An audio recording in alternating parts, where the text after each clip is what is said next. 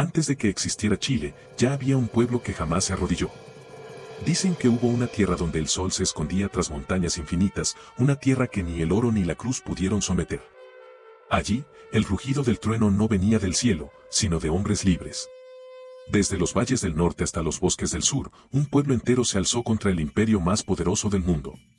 Durante más de 3 siglos, resistieron con lanza, astucia y sangre. No luchaban por conquista, ni por gloria, luchaban por algo mucho más grande. La libertad de su tierra y el derecho a seguir siendo quienes eran. Esta es la historia de sus guerreros, de los hombres y mujeres que convirtieron la guerra en leyenda y la derrota en inmortalidad. Michimalonco. El primer fuego. Antes de que existieran las ciudades, Michimalonco, señor del Valle de la Concagua, vio llegar a los hombres de hierro.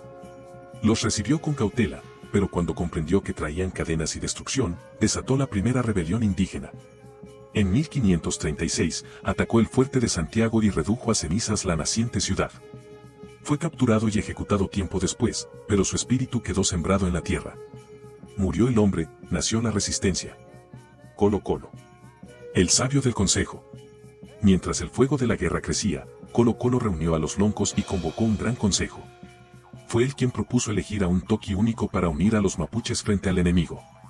De su palabra nació la elección de Caupolicán, líder guerrero mapuche, que lideró la resistencia contra la conquista española en el siglo XVI.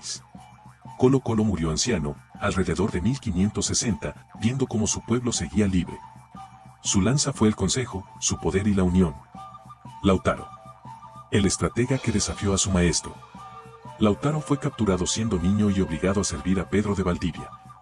Aprendió los secretos de la guerra española, la caballería, la disciplina y la estrategia. Pero cuando escapó, usó ese conocimiento para destruir a su antiguo amo. En 1553, lideró la batalla de Tucapel, donde Pedro de Valdivia cayó. Durante 4 años reorganizó el ejército mapuche, hasta morir en 1557, en una emboscada en Mataquito. Tenía apenas 23 años. El esclavo se convirtió en maestro, y su nombre en bandera. Caupolicán, el guerrero del tronco y la cruz. Tras la muerte de Lautaro, los loncos eligieron a Caupolicán como nuevo toqui. Para probar su fuerza, cargó sobre los hombros un tronco enorme durante todo un día. Fue el símbolo del poder mapuche. Luchó en Millarapue, pero fue traicionado y capturado. En 1558, fue ejecutado en Cañete, atravesado por una lanza frente a su pueblo. Murió sin inclinar la cabeza, mirando al enemigo a los ojos. Galvarino, el guerrero sin manos. En la batalla de Lagunillas, Galvarino fue capturado. Los españoles le cortaron las manos como castigo y lo enviaron de regreso como advertencia. Pero Galvarino no volvió derrotado, volvió encendido. Frente al consejo mapuche dijo: "No necesito manos para luchar por mi tierra". Peleó en Millarapue hasta el final, fue capturado otra vez y ejecutado. Su nombre se volvió símbolo eterno del coraje sin límites. No me cortaron las manos, me quitaron las cadenas. Huepotaen, el toqui caído que encendió la furia. Huepotaen, toqui pehuenche, defendió los pasos cordilleranos y las tierras del sur. Fue un guerrero sabio y temido, hasta que la traición lo entregó a los españoles. Lo ejecutaron públicamente para infundir terror. Pero su muerte encendió la furia de su esposa, Janequeo, quien tomó su lanza y juró venganza. Su sangre se convirtió en fuego en el corazón de una mujer. Janequeo, la guerrera del corazón roto. Janequeo lideró ejércitos de mapuches y pehuenches, atacando fuertes en Osorno, Villarrica y Nahuelbuta. Montada en su caballo, su figura era temida incluso por los capitanes españoles. Murió en combate cerca del lago Rupanco. Otros dicen que, antes de ser capturada, se lanzó al río, eligiendo morir libre. Su cuerpo fue arrastrado por la corriente, pero su nombre siguió flotando sobre la historia. Pelantaro, el vengador de Curalaba. En 1598, Pelantaro, junto a Payamacho y Anganamón, emboscó al gobernador Martín García Óñez de Loyola en Curalaba. Fue la victoria más grande del siglo. 7 ciudades españolas fueron destruidas y el sur volvió a ser libre. Pelantaro murió hacia 1603, probablemente en batalla. Su cuerpo jamás fue hallado. El bosque fue su tumba y el trueno su voz.